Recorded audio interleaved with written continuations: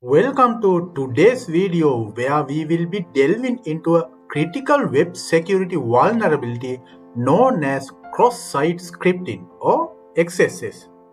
In this video, we will explore what XSS is and how to prevent it. So let's get started.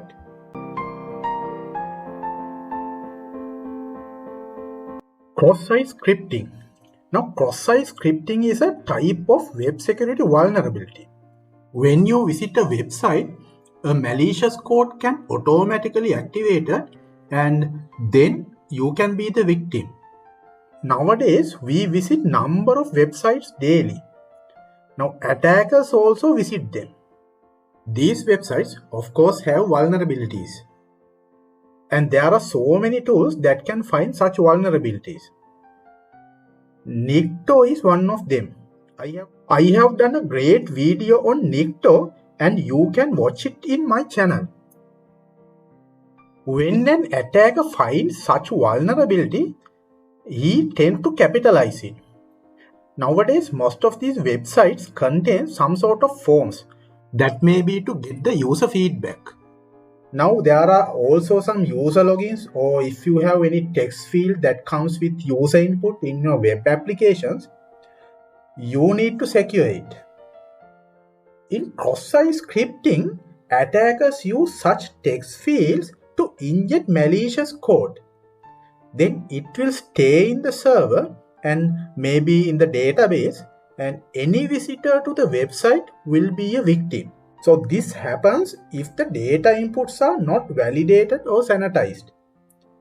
Then the attacker can enter whatever he wishes.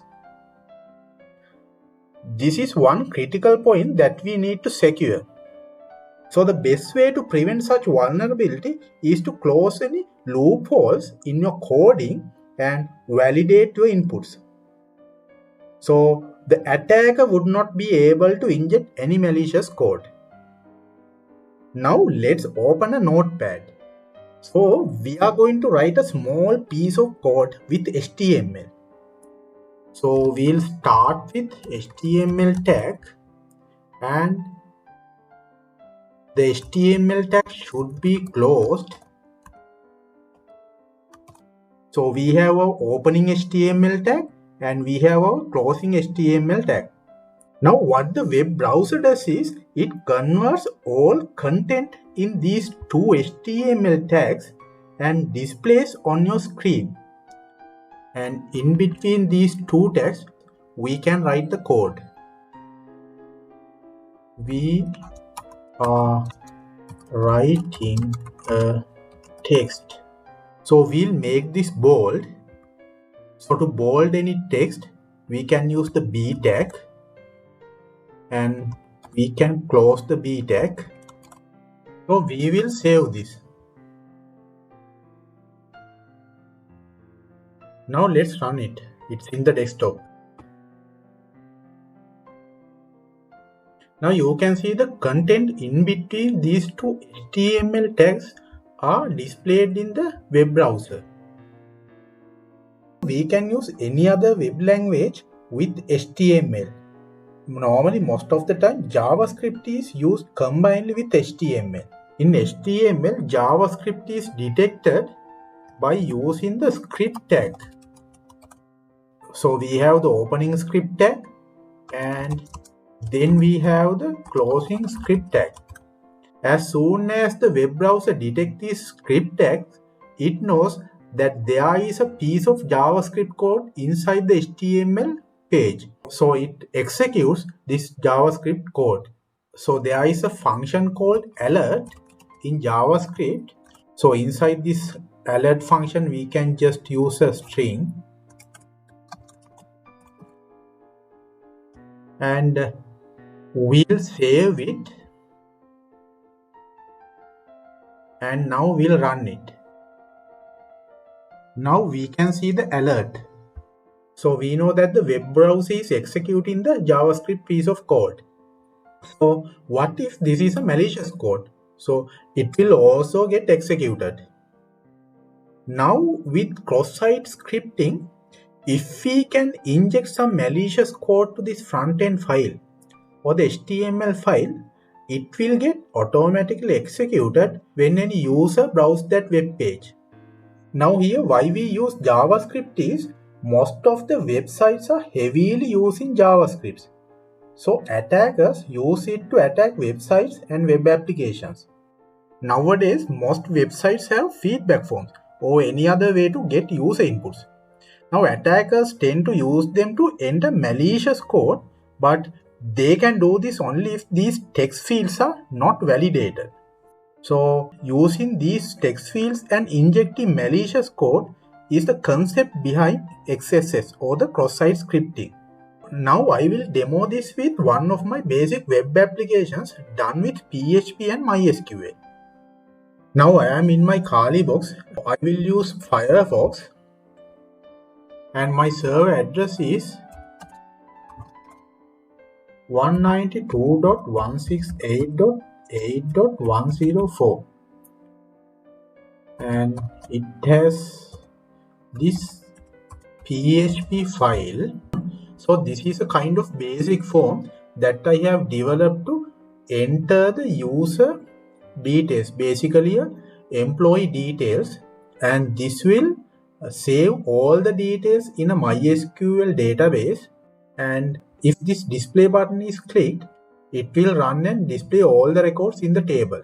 So before entering any detail, we will see whether this application or the web server is vulnerable for cross-site scripting.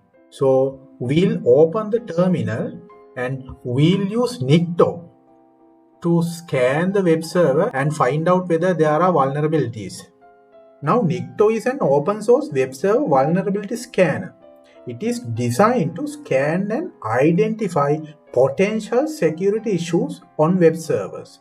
So Nikto is widely used by security professionals. So there's another video done by me on ITSec Hub on Nikto. So you can watch it and get some more details. So we'll type Nikto -h. So the h is used to denote the host. Then the target. So my web server's address is 192.168.8.104 and the port, we are going to analyze port 80 and port 443. Now this is the result for port 80. Now see this line, XSS protection header is not defined. This is related to the cross-site scripting. It says that the site is vulnerable for cross-site scripting. Now the scan is completed for port 443 as well. Now it is still vulnerable for cross-site scripting even under port 443. Now we will enter some details. The name is, we will enter as Jack. His designation may be manager. Employee number is 1. Department is IT. Location maybe US. Company ABC. Now we'll click on submit. As soon as we click on submit button, it will submit the data to the database and the saved data is taken and displayed on the screen. So we'll enter another. So the second one is, and we'll say administrator and 2 IT US ABC. So it is also been registered. Now we'll say an attacker comes. Now he has scanned for vulnerabilities and he has found that the server is vulnerable for cross-site scripting. He loads the web application. He analyzed this. He sees that there are text fields. What he does is, he just enters some JavaScript code. Now attackers are of course entering the malicious code, but for this demo, I will just enter script. Now this script tag is to denote that we are entering a JavaScript code, and then the alert function, that is to give an alert. We'll say hi there. Close the bracket. Then close the script tag. Now for designation, we'll say it's sales manager. Employee number is 3. Department is sales. US. ABC. Now we'll see what will happen. We'll click on submit button. There you go. You just see the alert.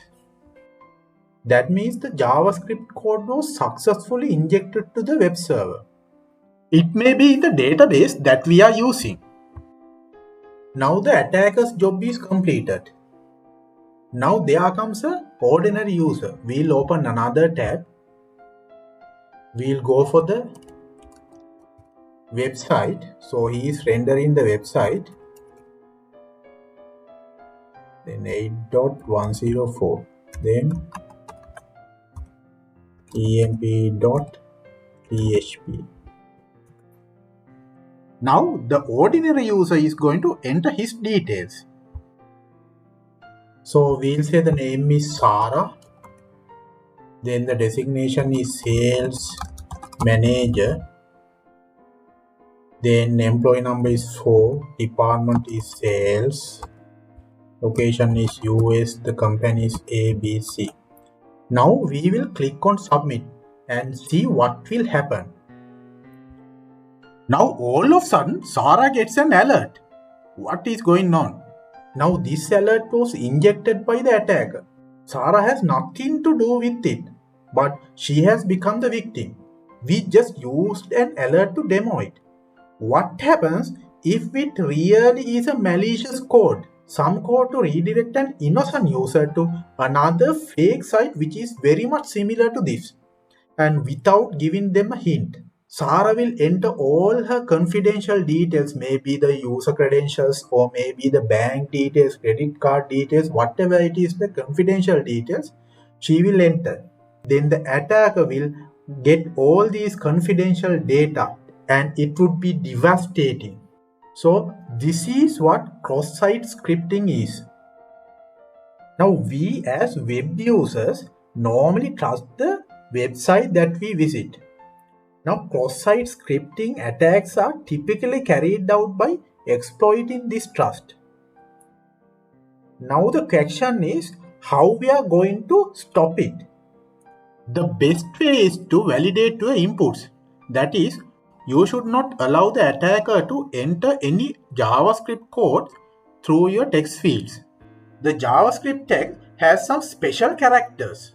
That is the less than angle bracket and the greater than angle bracket. So if we can control them, we can validate our input. So one way to do this is to use HTML escaping. So we'll go back to our original HTML file. Now in HTML, this is a special character and so as this. So we can denote these characters in another way. For this character, of course, we can use ampersand, then the less than and the semicolon. So this is called the less than angle bracket. So it is ampersand, less than, so LT, then the semicolon. And for greater than, in the similar way, we can use ampersand, GT for greater than, and semicolon. We'll type ampersand LT semicolon, then script, then ampersand greater than semicolon, that is GT. So this will print the same script tag. Then the alert function,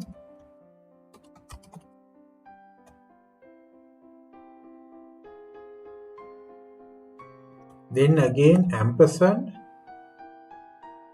LT semicolon, and this / is not a special character, so you can type it, and then script, then ampersand greater than semicolon. Okay, so we will delete this.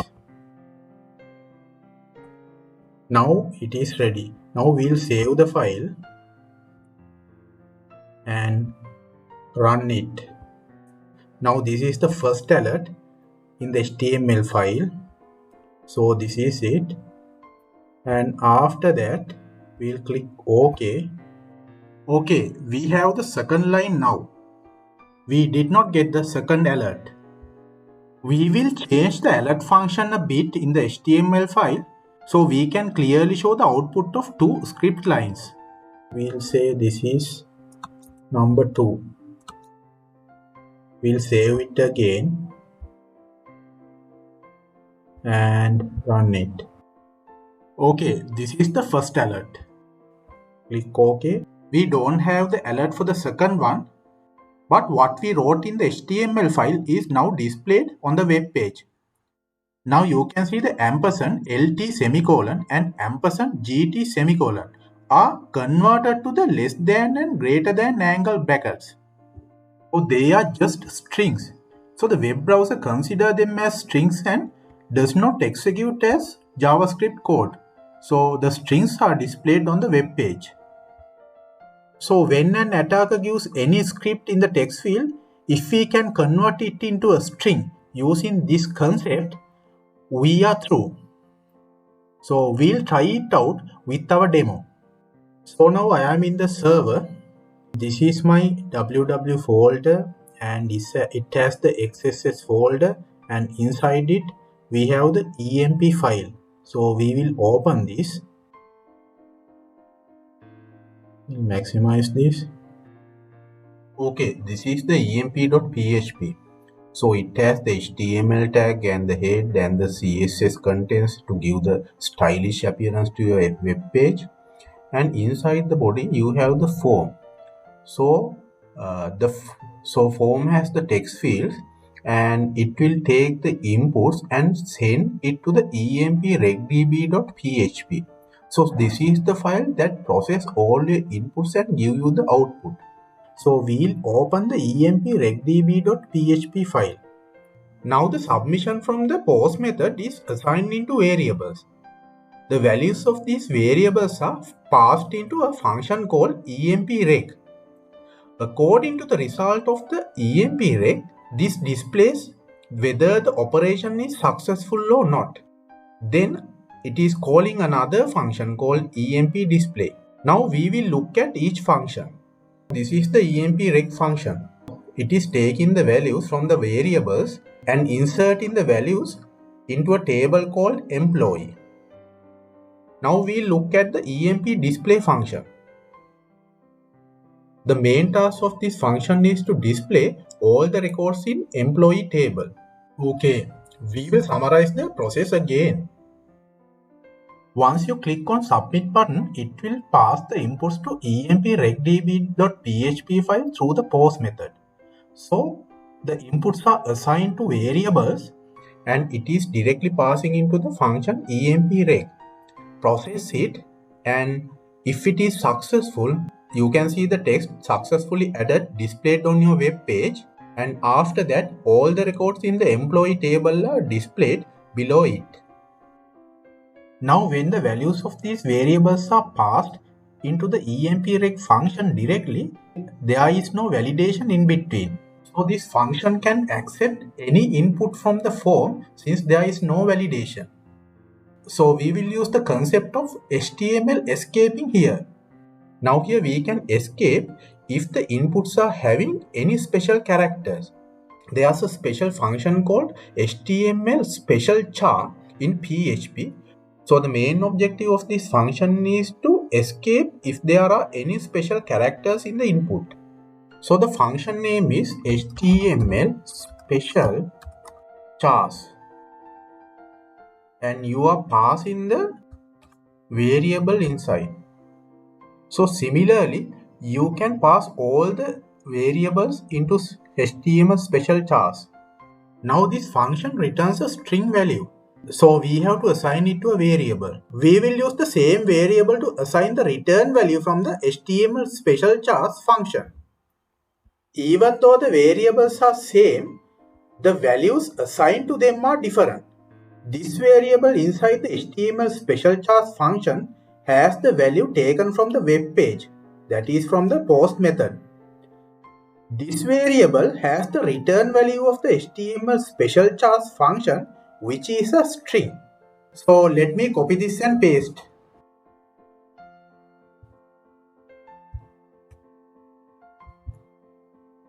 Now this is for the designation.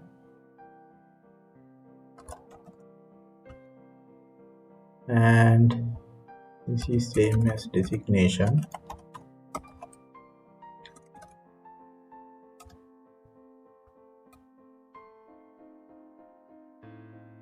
This is for EMP.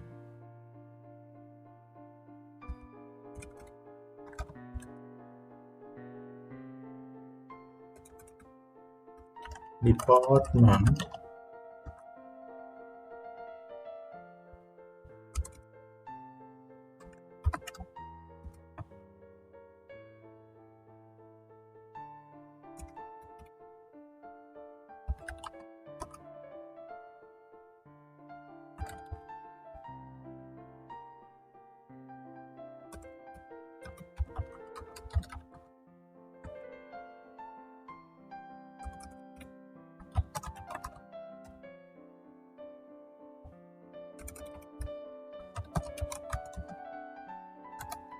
Okay, done. Now we'll save this file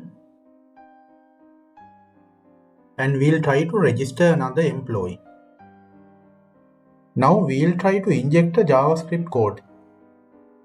To make sure that we don't get the alert from the previously injected JavaScript codes, I have already cleared my database. So now we'll type script alert function. Inside it, this is the new alert, and now we are closing the script. Okay, now designation is sales officer 5 sales US ABC. Now we will click on submit and see whether we get the alert. And we didn't get the alert. Instead, we have the record added to the database. So this is the record. So the script that we injected for the name field is converted to a string and added to the database. We'll click on display button. Still we didn't get the alert. That means the JavaScript code is converted to a string and updated the database. In my web application, if a user wants to inject a JavaScript code, I have validated my fields, so the result is any JavaScript code would be converted to a string and still it updates the database. So this is one way of handling cross-site scripting. There is another way that we can handle cross-site scripting. It is called Content Security Policy. Content Security Policy, or CSP, is actually the HTTP response header that modern browsers use to enhance the security of a web page. The header allows you to restrict which resources or which URLs that can be loaded from. So the resources can be anything like JavaScript or CSS or images or any other. So we can use a piece of code in our empregdb.php file with the content security policy. So even an attacker injects a piece of JavaScript code, it will stop loading it. So we will go to our original PHP file and try to edit it with CSP, that is the content security policy. Now we are in empregdb.php file. Now we will comment this. Now we have commented the HTML special charge functions. So it will allow the JavaScript codes to be injected. Now we will save this and go to emp.php file, which is our web form. Now we will add piece of PHP code with the content security policy header.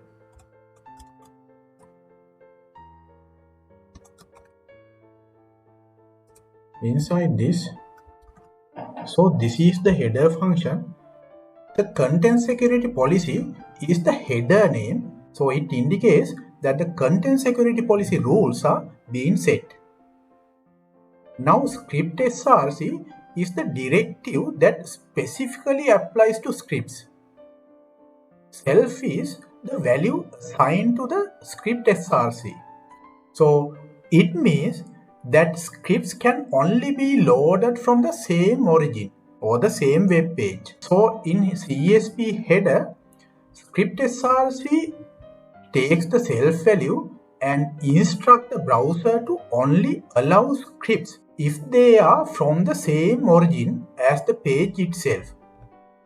So the browser blocks scripts loading from any other location. So if an attacker wants to inject some script code into this web page, it would be external to this page. So it will be blocked by the content security policy. So let's save this and run. Now let's inject an script again. Alert.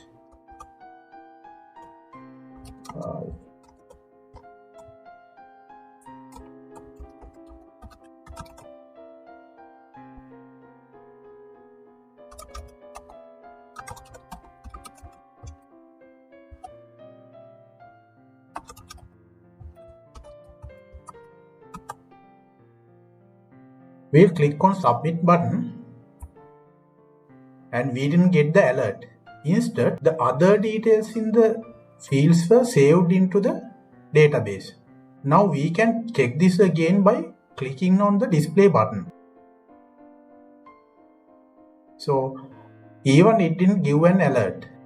So that means the content security policy is not allowing to load the JavaScript code.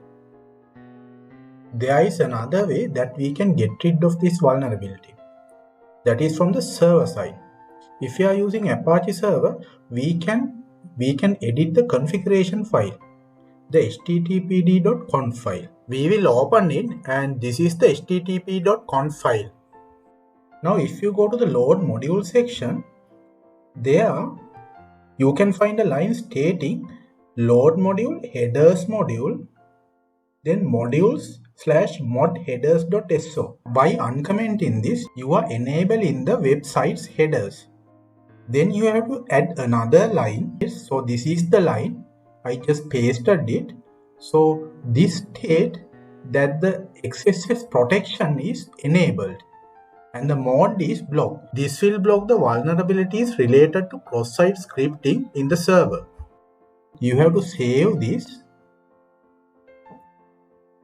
Then you have to restart the Apache server. Now we will scan the server for vulnerabilities using Nikto. We'll open a terminal. In the terminal, you can type Nikto -h, our server address, then the port 80 and 443. So we will wait for the result. So it's scanning for port 80. The result of the previous vulnerability scan for cross-site scripting was XSS protection header is not defined.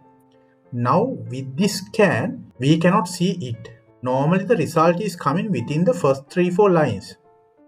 Now it is scanning for port 443 and even in the first 4 lines, you can see the vulnerability for the XSS protection header.